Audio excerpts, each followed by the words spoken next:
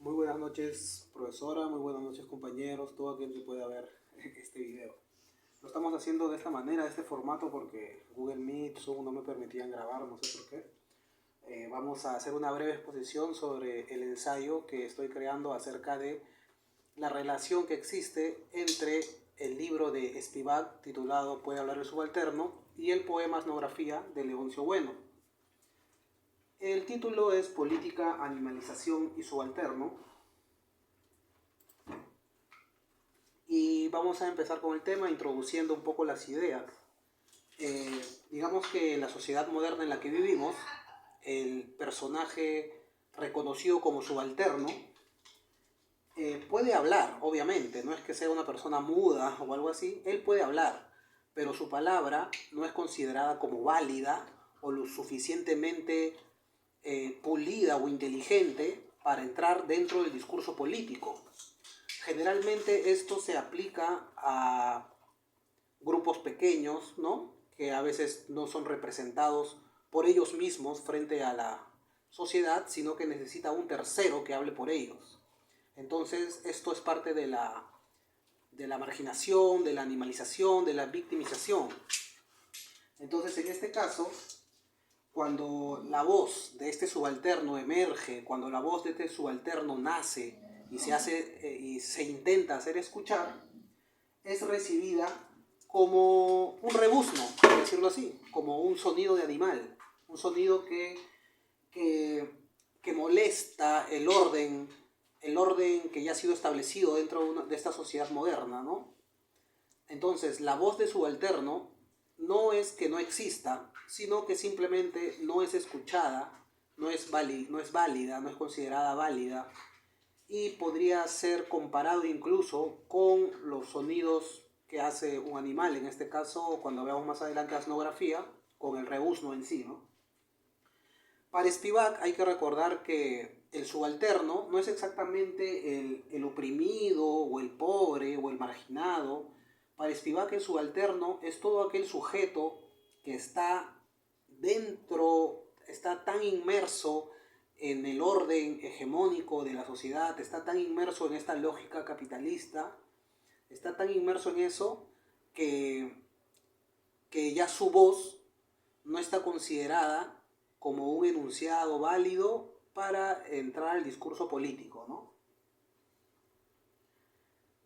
Entonces vamos a ver acá un poco el desarrollo de las ideas. Spivak, de cierto modo, ilustra esta idea, este concepto, utilizando a la mujer sati, ¿no? La mujer sati, la viuda hindú, ¿no? En este caso recordemos que cuando una mujer hindú quedaba viuda, subía a una pira y en la cual ella misma se quitaba la vida, ¿no? Porque, por decirlo así, ya si no tenía esposo, la mujer ya no tenía sentido en su vida, ¿no? Ya para qué iba a existir si no tiene un esposo a quien servir, ¿no? Obviamente es un pensamiento retrógrado, antiguo, pero lo usa de ejemplo, ¿por qué? Porque no fue la mujer hindú misma la que se libera, ni fue el hombre hindú el que quitó esta costumbre para liberar a la mujer, sino fueron los ingleses.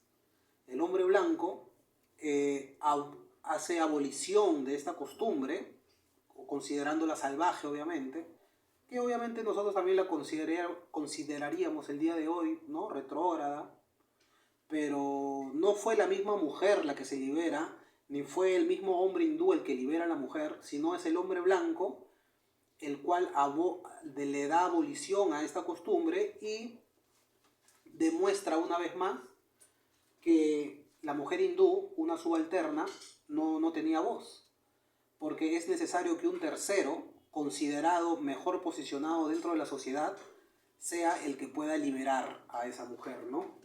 Como dice acá, solo el discurso colonial británico puede salvar o pudo salvar a la mujer india y la pone como una víctima del patriarcado.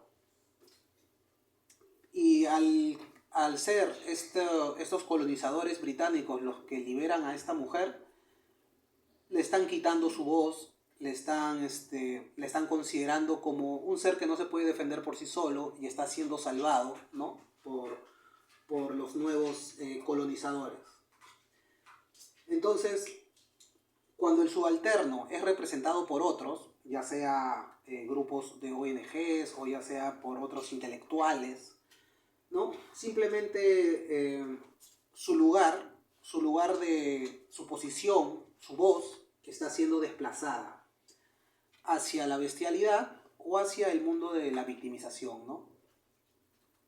Y ambas, tanto la victimización como la bestialización, por decirlo así, la animalización, son parte o son formas de callar, son formas de silencio.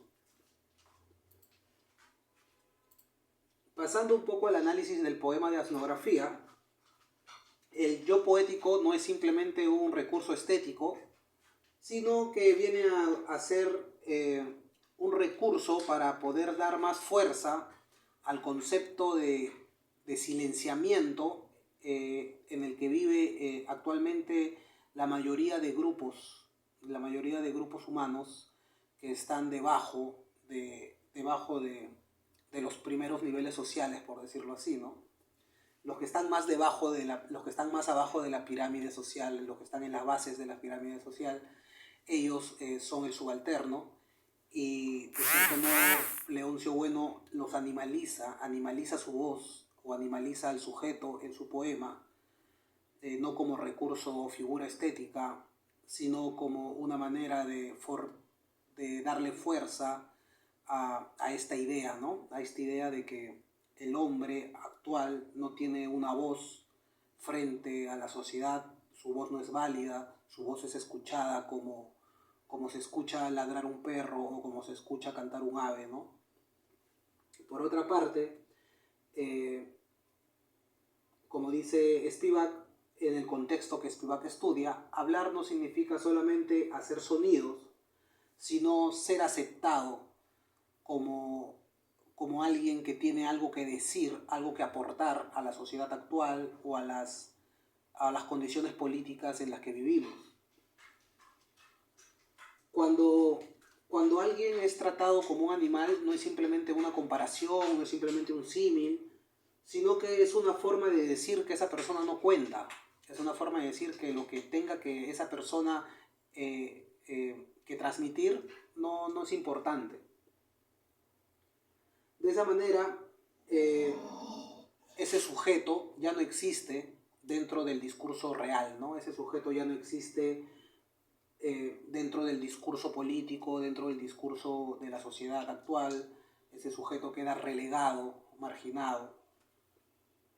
Entonces acá yo también tengo unas partes de mi ensayo en la que podemos ver, ¿no? Que se comenta, escribo que el poema etnografía no humaniza al animal para devolverle la palabra, sino que permanece en la animalización, se mantiene en la animalización para exhibir, para demostrar esta ruptura, esta gran herida que hay, esta separación que hay entre el ser animalizado, el ser no considerado, el ser marginado, y el ser que sí puede hablar, el ser que sí tiene su voz, tiene peso dentro de la sociedad, que en muchos casos va a ser este ser el que representa las ideas de los marginados. Es decir, los marginados, o el subalterno, por mejor dicho, el subalterno no tiene una voz frente a la sociedad, sino que necesita alguien que lo represente,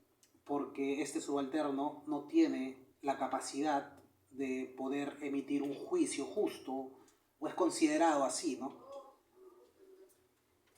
También entonces, de cierto modo, estudiamos ese hecho de que el poema de etnografía no rompe el silencio. El poema de etnografía no trata de darle voz al subalterno, sino que lo único que trata es de exhibir cómo este subalterno intenta hablar, intenta expresar una idea y no lo logra, ¿no?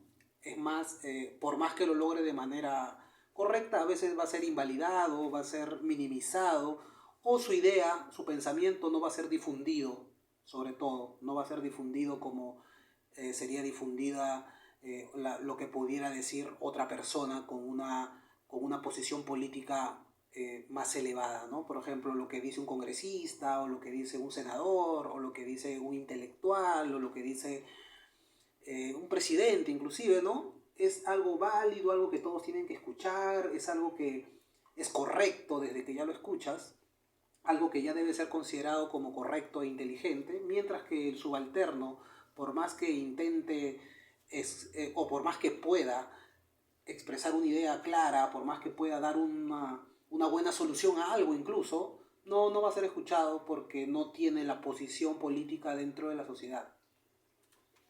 Ahora,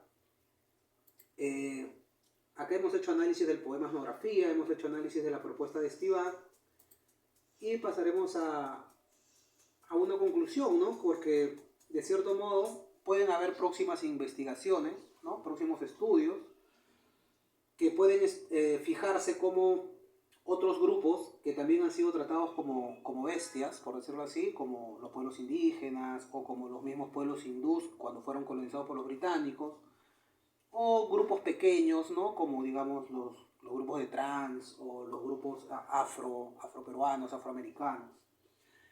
Han usado esa misma imagen de animal no para negarse, sino para hablar desde ella. Es decir, han convertido la animalización en una forma de responder. Han convertido la animalización en una manera de hablar al sistema, sin pedir permiso para ser más humanos, por decirlo así, ¿no? No se trata de que el sistema los acepte como personas, no se trata de que el sistema los acepte como seres humanos, sino de que el sistema se vea forzado a escucharlos. Lo que ellos antes creían que era solo un ruido, en este caso un rebuzno, porque nos apoyamos en el poema Etnografía, sino que se den cuenta que este rebuzno también debe ser escuchado, y que al escucharlo sepan que también es una forma sepan que también es un discurso válido, sepan que también esas voces a las cuales no prestan atención con profundidad, también son discursos importantes, también son puntos de vista importantes, también son formas de hablar. Tal vez la política, ¿no? En conclusión, tal vez la política cambie de gran manera, de manera favorable para todos en equidad, cuando se empiece a escuchar al excluido, ¿no? Cuando se empiece realmente una verdadera democracia en la cual todos hablen por igual, y que todas las ideas sean consideradas por igual válidas, por igual aceptables, por igual dignas de ser analizadas y aplicadas si son buenas ideas, ¿no? Entonces se intenta lograr que el sistema comprenda que el subalterno también es una voz, y que no es simplemente como un sonido onomatopéyico que ingresa por un oído y sale por otro, ¿no? Como algo, sino que es una idea válida, una idea con peso, una idea que está creada también con una base empírica, ¿no? Entonces, cada persona, cada grupo ha tenido su manera de aprender, cada grupo, cada persona ha tenido su manera de vivir y su habilidad, ¿no? Por ejemplo, en el grupo de los campesinos, generalmente necesitan a alguien que los represente, el ministro de Agricultura, ¿no? Que represente a los campesinos. Pero ¿acaso el ministro de Agricultura o alguna de esas personas que están en el Congreso supuestamente representando a los grupos campesinos, no creo que ellos sepan cosas que los campesinos sí saben de una manera natural y empírica, ¿no? Cómo cosechar, cuándo cosechar, cuál es la mejor época para digamos, sembrar, ¿no? Entonces, esos conocimientos ancestrales, de cierto modo, ya son considerados como rebuznos, ¿no? Porque su voz ellos simplemente son considerados como fuerzas de trabajo. Eso es la realidad. Son considerados como fuerzas de trabajo, son considerados como bestias de carga, como en la etnografía, son considerados como, ¿no?, animales o como un engranaje dentro del sistema. que cumple una función, obviamente, nos da de comer la comida que ellos hacen en el campo, pero no son considerados como una voz válida. Y ese es el punto en sí. El punto en sí es ese, que el sujeto está considerado como una fuerza trabajadora, pero nunca va a ser como un cuerpo de trabajo, pero nunca va a ser considerado como una voz. Entonces, eso es lo que hemos hecho en este ensayo, relacionar a Spivak y su obra Puede hablar del subalterno con asnografía, ¿no? Recordemos que en asnografía se animaliza no solo como burro, sino como quirquincho. Un quirquincho es un animal con una coraza, ¿no? Que vive también en la selva y, y el cual vive oculto, pues, ¿no? De cierto modo, vive oculto dentro de su coraza y no puede, digamos, ser considerado es considerado, perdón, como un animal torpe, ¿no? Entonces, por eso la animalización, la figura que crea Leoncio Bueno con el quirquincho, ¿no? Antes de pasar al rebuzno propio. Leoncio Bueno también representa en su poema la vida sin sentido que lleva el sujeto en la actualidad, ya que se ve cómo él expresa, ¿no? Con términos que conocen los campesinos, que son como barbechar, ¿no? Que es preparar la tierra. Entonces dice, yo barbecho, podo, riego, pero nunca veo crecer mis frutos, mi verdolaga, ¿no? Entonces, ¿por qué? Porque representa en este caso la vida del sujeto subalterno que como fuerza de trabajo trabaja, barbecha, poda, cava, cosecha, siembra, pero nunca ve un progreso real para él. Nunca ve un progreso real para él, sino es un progreso para la sociedad, para el sistema, pero él como sujeto individual nunca sale de ese ciclo, ¿no? Es como el mito de Sísifo, en el cual se trabaja, pero no llegas nunca a una meta, ¿no? O al menos no era tu meta personal, pero estás apoyando al constructo capitalista que existe el día de hoy, ¿no? Entonces vemos cómo Leoncio Bueno representa muy bien en su poema, a través de la animalización, a través de esta figura, representa muy bien cómo vive el sujeto trabajador, el subalterno en la actualidad. Por otra parte, Spivak también nos explica cómo el subalterno y los pequeños grupos de minorías han sido silenciados y victimizados, ya que son representados por terceros. Ese es un breve resumen de mi ensayo. El ensayo ya se va a subir para que lo puedan leer por completo. Y muchas gracias.